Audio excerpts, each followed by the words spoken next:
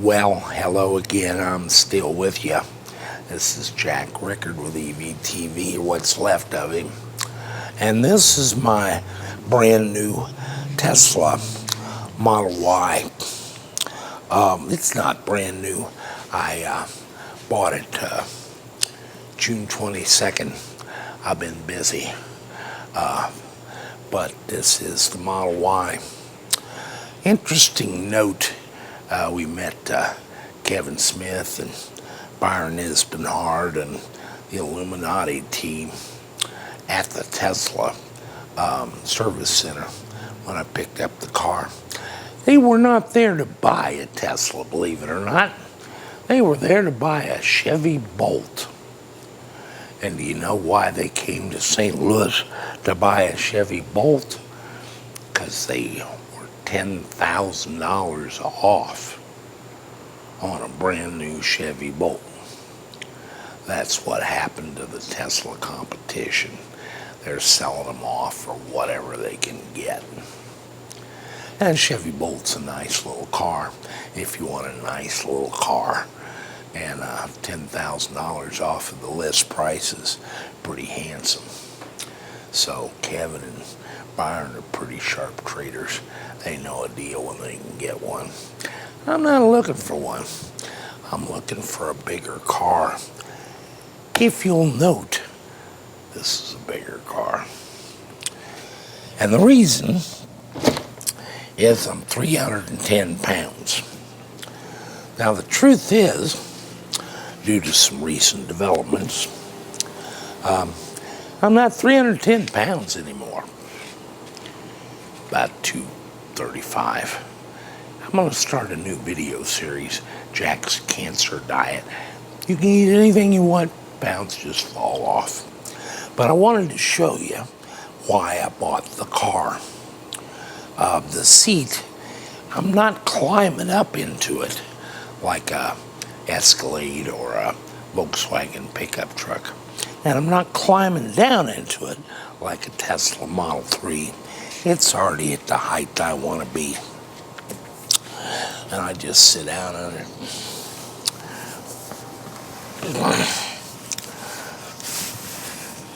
And I'm in. Let's face some facts. The United States of America hadn't been about the family sedan for 40 years. We drive SUVs and pickup trucks, and you all know it. This is Tesla's shot at a SUV, and I think they've absolutely hit the ball out of the park. It's just absolutely off the chain. And I love getting in and out and driving this car. It's perfect. I still a lot of talk about demand and cars, and it's almost a boring topic. I can tell you right now, for the first Cybertruck ever rolls, Tesla will make so many of these that it's going to be frightening. The crossover SUV just wins. They hit it out of the park, and you're just going to have to watch over the next month or so while that becomes evident. This is America's favorite car from here on out. If you want a car, if you want a truck, you got a year to wait. But that's the, I'm not going to do a walk around of the Model Y. Everybody's done it to death. I want to sit down and talk a little bit about the earnings call and what all this means. What don't I like about the Y? I lost my home link, which opens the garage door. I don't even have it on it. It only worked about 2/3 of the time, so I don't know why I miss it, but I do. And then it doesn't summon at all out of the garage anymore.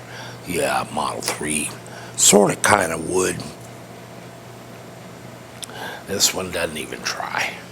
It's, I know Elon Musk drives it, and I know he's sure he'll have full self-driving by the end of the year.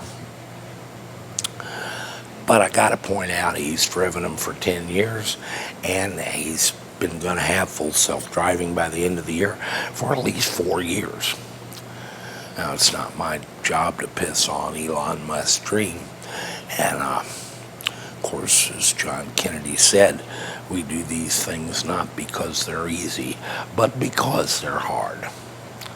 So if anybody can do it, Elon Musk can.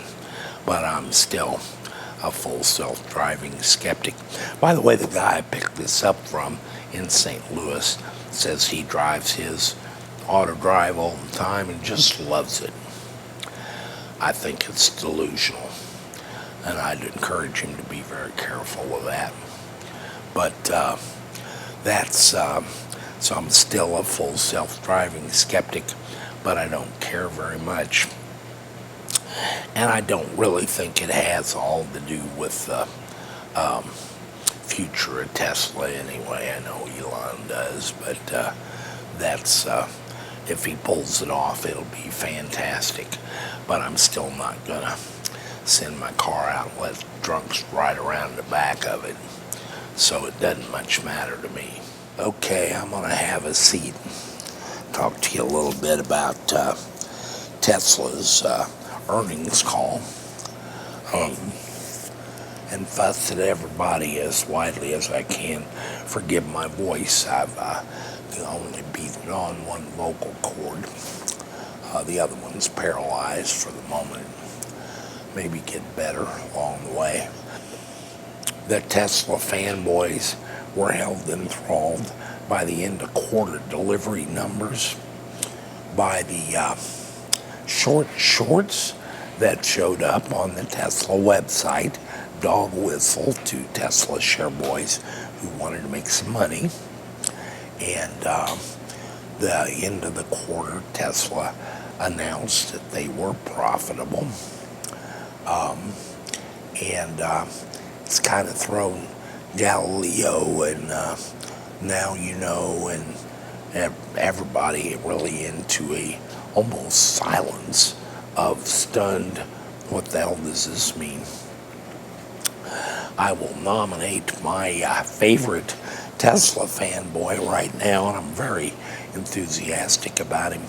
He's a young man named Stephen Mark Ryan, and he has a video series called Solving the Money Problem, which he's had, I don't know, a few months. He's already got 121 subscribers. This guy has a laser-like sniper mind. He's really bright. He's cute as hell, and he tells it like it is. He's become my favorite show. So look for that one on YouTube. The rest of these guys are in dazed, milling around in confusion. Golly, it does matter whether they go in the S&P 500. And doesn't matter that you don't care. It's a pretty big deal. Why is that? Well, there's a whole lot of index funds that by charter track the S&P 500, and there's 25 million shares or so that have to buy Tesla if they do. Tesla's only got a float of 147 million. Now, they may just issue those shares, some sort of thing that would appear to rob you of the bump, but it's not going to matter. It's still going to bump. So the future is not just assured, but it's gone crazy. The analysts, of course, are busy telling you that the profit is made up of regulatory credits. Man, it is certainly a proud day when all our Wall Street intellectual elites can read and write English. And that's about all they can do. It doesn't matter at all It matters that they had 4 consecutive quarters with profit. They could have made the profit selling popsicles on the sidewalk for all I care. They're in, and therein lies a tale. The most astonishing thing was the earnings call, and there were several important things to come out of it. The one most poignant for me was my upcoming retirement. Elon Musk now has the whole picture, the whole plan, the whole plot for our selfish solar and the point of use generation and storage of electricity down tight. He's got all the pieces and he knows exactly their importance. And that's a little bit ahead of cars, actually. I don't know if he knows what of a shit fight he's in for. It's going to take 3 or 4 years, not this year, for this to play out. And it has to do with the now 80 profiles that are stored in my in-phase microinverters to accommodate 80 different grid systems and regulatory bodies. In Australia, he's already got it pretty much up and running. And in the US, it appears to be almost a fail on solar roof and power packs. It's not a fail at all. It's that he can't get approval to install them. It's not that he can't get installers to install them. It isn't that people don't want them. It's that he can't fight through this idiot grid to do this. This is so central to our future. I can't impress upon you enough. They have robbed, stolen $3 trillion out of the American electrical grid and allowed it to decay to where it's barely functional, to mail dividends to governmental retirement programs. And the executives' compensation have been based on that robbery and that stock price based on those dividends. Now, why would we spend $3 trillion to renovate a 120-year-old system design? Elon Musk has now got everything I've been talking about completely absorbed and incorporated into a plan where point of use generation and storage of electricity is real. You will be a power plant, and your neighbor will be a power plant, and all the power plants in the country will eventually be connected data-wise to swap power at will. But actually, you're not even going to be at will. It'll be entirely processed by multi-controllers, just like we use here at EVTV. I know that all the grid operators are enormously powerful, and they have all the state legislatures completely in their pocket. And I'll repeat what I did 1 year ago in commenting on Elon Musk, the entire fossil fuel industry, and the shorts. He's one guy against all of them, and that means he has them outgunned, outnumbered, and surrounded. If they want a good seat at the surrender negotiations, they need to get out a big white flag now, because he can be unkind to his detractors. That's the way it's going to go, and really my work here at EVTV is done. We can coast along selling batteries and enabling DIYers and innovators for the next 3 or 4 years while this idiotic battle of the grid goes on. but the outcome is assured. So that's, for me personally, enormously gratifying. The model is over. It's clear. I know you want to plug in your cars and use it as storage. I don't use the microprocessor in my refrigerator as a desktop computer, and I don't want to use my car for solar energy storage. You don't have a battery that you share among your needs. You have a battery for each need. And I don't have a microprocessor in my house so I can watch old Gilligan Island reruns on YouTube. I've got a dedicated desktop, I've got a phone, I've got an iPad, and I don't care what the washing machine or the refrigerator does with its extra CPUs. But that's the model of the future, is kind of as we showed it. The other interesting thing on the call was Elon Musk's call for nickel. Now, you can optimize a battery so far, and you can lower the cost of a battery so much by reducing the manufacturing processes. I think what you're going to see on Battery Day will be astonishing, because in Elon Musk's mind, he's already got it worked out to reduce the cost of building a battery to the cost of the materials. And right now, he's moved on to the cost of the materials, which is entirely the price of nickel. And that's why he was going on and on about wanting to do a long-term contract with an environmentally cognizant nickel producer. We're down to the nickel in the battery. He's down to the nickel in the battery. He's going to take a little bit to bring you guys along, but that's what it's down to. And he knows all about it. How many times have I got to talk to you guys about lithium and cobalt? They don't matter.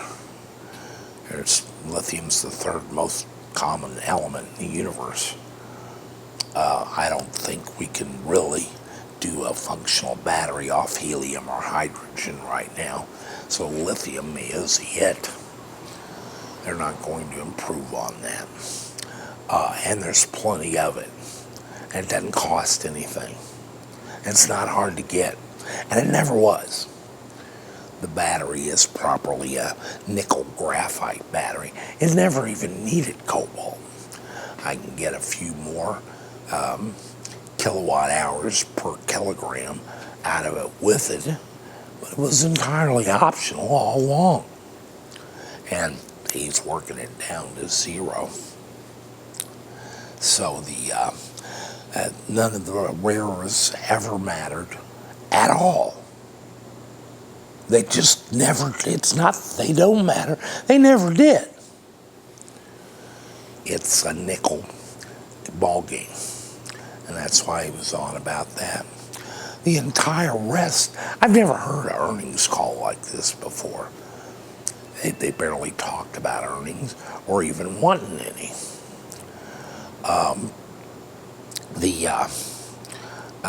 They turned it into a job fair. This was Tesla's open house job fair. He needs people desperately and immediately in Austin, Texas. Please report. You don't even need to bring a resume. They want to ask you what you've done, not where you've been. And they need you now. And he needs people at the Gigafactory Berlin, and he needs people at the Gigafactory here. And he'd sure like to change the thinking of all the smart young engineers. The manufacturing process itself, as long as you're completely revolutionizing it from the ground up, could be a fertile area and quite interesting if you would just report to Fremantle with all due haste. And in case you hadn't noticed, Tesla Insurance is poised to take over the entire automotive insurance business because he's got a real-time pipeline into whenever you press on the accelerator. And he needs some really smart actuarial guys to help him work that out. And would you believe the clouds break, the sun shines, and Elon Musk gets an epiphany that if he hadn't done 3 stupid things to the car, it wouldn't cost $18,000 to repair it, which now that he's in the insurance business, he will begin to care about. Ta-da! Great. That's going to move him into the entire serviceability and repair function, which is what I've been trying to tell him for 4 years, is make it the most repairable car on the planet. He already got the stuff inside the car to do it. It can phone home and order its own parts. Yeah, so I was astonished at that. But his entire call was about a job fair. He needs bodies, warm bodies. You don't have to be tall. I even kind of think he's getting off the thing about you having to be smart. You have to have a good, a breath, heartbeat thing going on. And so, other than that, just show up. He needs everybody, and he needs them now. Please report to Human Resources. And so, I thought that was astonishing. What else? What have I been telling you for 4 or 5 years on the stock investment side? Growth companies don't want earnings. I've repeated that over and over and over again. You're not listening. We don't care about earnings. We needed 4 quarters of earnings to get in the S&P 500. He has no interest in making Tesla a super profitable company. Should I have him repeat that, or would you rather hear it from me again? Any growth tech company managed for profit, for accruing profits and earnings, is a fiduciary mismanagement exercise. It's malfeasance. All earnings and profits should go where? They call it a growth stock for a reason. It goes into next year's growth. Profits go to the freaking government. You don't see Jeff Bezos paying any income taxes, do you? That's not what it's about. It's about growth and more unit sales. And Elon's all over it. Now, how many ways do I have to spell it out? Or does Elon Musk have to spell it out? That's the game afoot.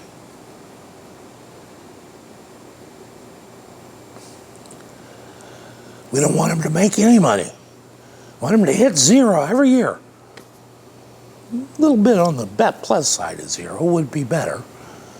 But the minus side of 0 is nothing to be afraid of. About 0. And build more cars the next quarter. It's a growth company. And that's what it's about. Since the earnings call, the stock has dropped.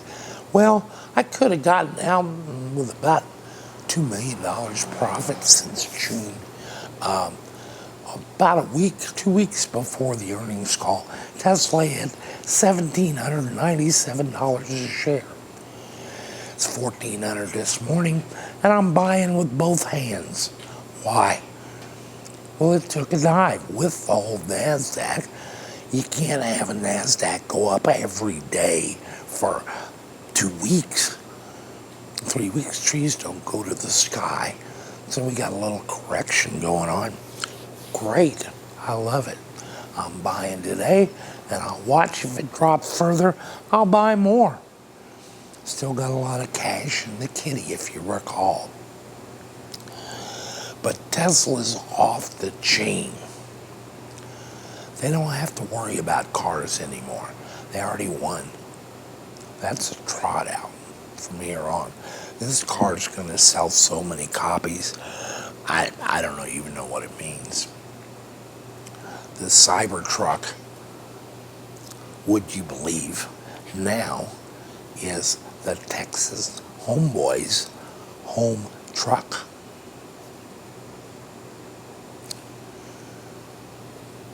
Done and done. The non-existent remaining image problems for a Texan to buy a California-made pickup truck are gone. It's Texas's own pickup truck. If you buy a Cybertruck, you're buying a Texas truck. What part of trucks don't you get? It's over. And ostensibly claims to be building an environmental paradise right outside Austin to build Texas-made, homegrown pickup trucks. Now, how good is that? But I see the blue sky with Tesla. I want you to picture replacing the electrical grid worldwide. And your discussion is that they only squeaked out a quarter's profits using regulatory credits. We're not dialing in from the same planet, guys. We just never can walk the same walk, me and the New York analysts. It's just not going to work. And I think ARK Investments at this point is conservative, because I have to fall on my own sword. I sat right here in February of 2018 with my then new Model 3 and told you Tesla would be $1,500 within 60 months. That's been 30 months. I was wrong. I admit it.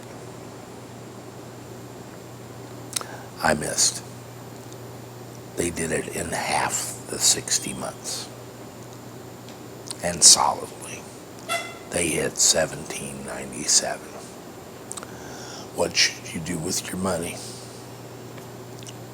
What am I supposed to tell you? You know what you should do with your money. It's not going to top out.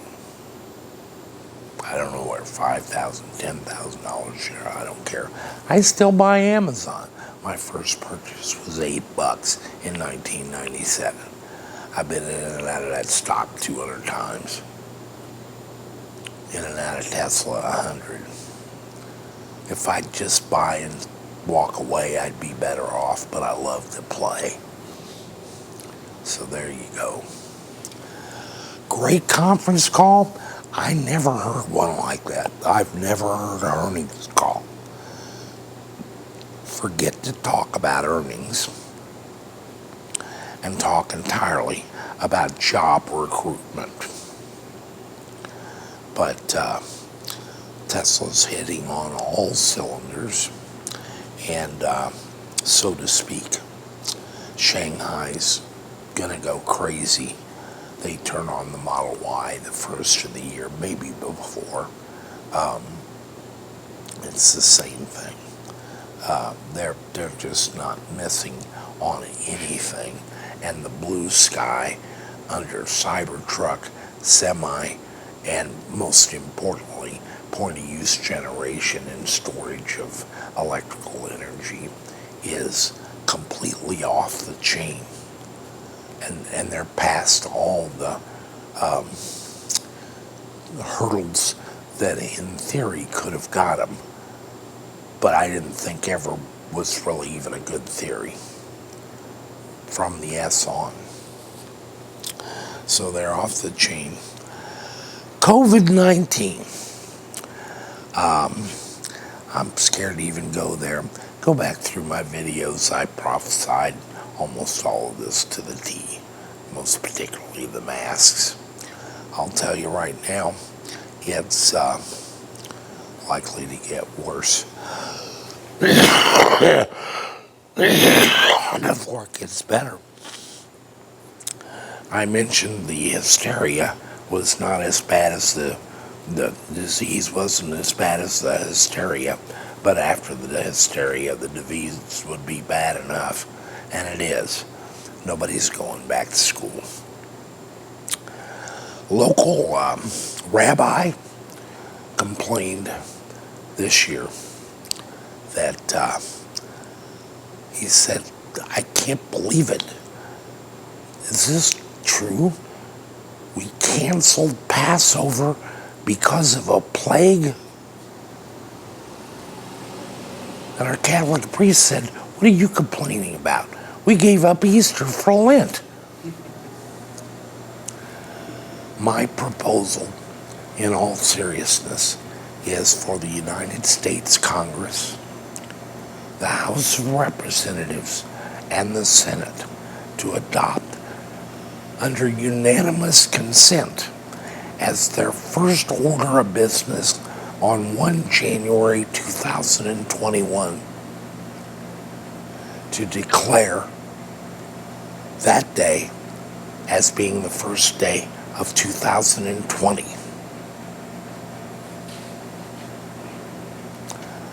That's right. We want to redo, a mulligan. We want to wipe out 2020. We need a second one. We'll celebrate next year as 2020 and forget that this one happened at all. One swoop of the pen, and he'll sign it. I know he will.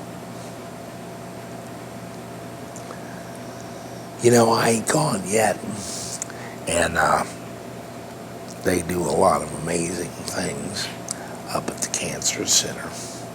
And as I say, I'm resolved to it either way, and I can see I'm kind of obsolete around here anyway. But they're telling me I might have a shot at a year or two, so I'll take whatever I get. Stay with us. I'm Jack Rickard. Cut.